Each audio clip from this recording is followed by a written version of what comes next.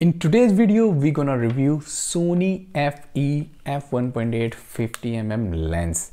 So guys, this is a full frame lens. There are actually two versions of 50mm lens for the Sony E mount.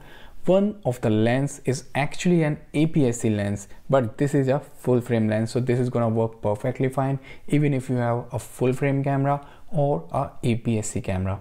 The other lens also have image stabilization built into that one. So that one comes with the name OSS, Optical Steady Shot in case of Sony.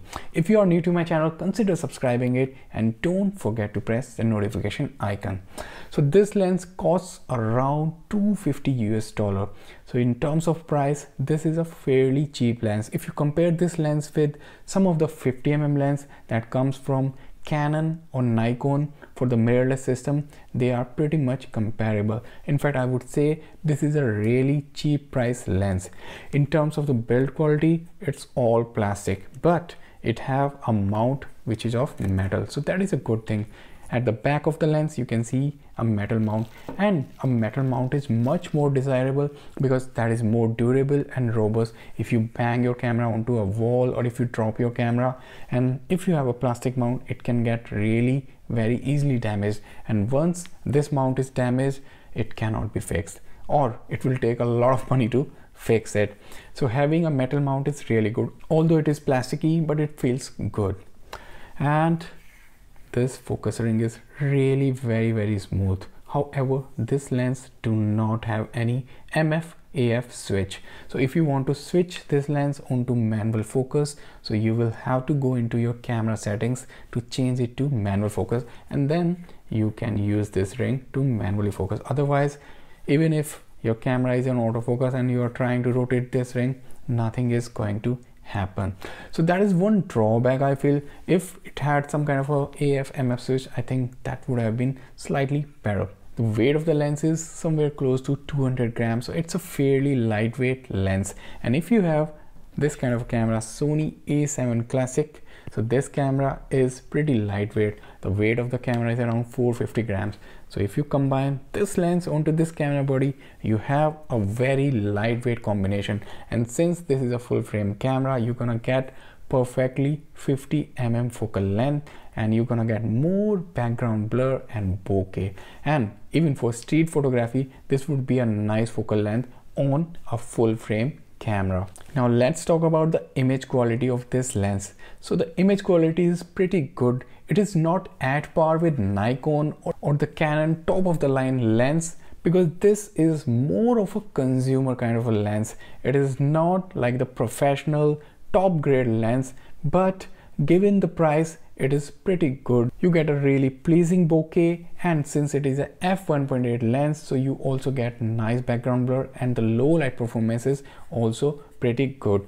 But if you want really tag sharp, very sharp photo, then you have to go for G Master series in case of Sony.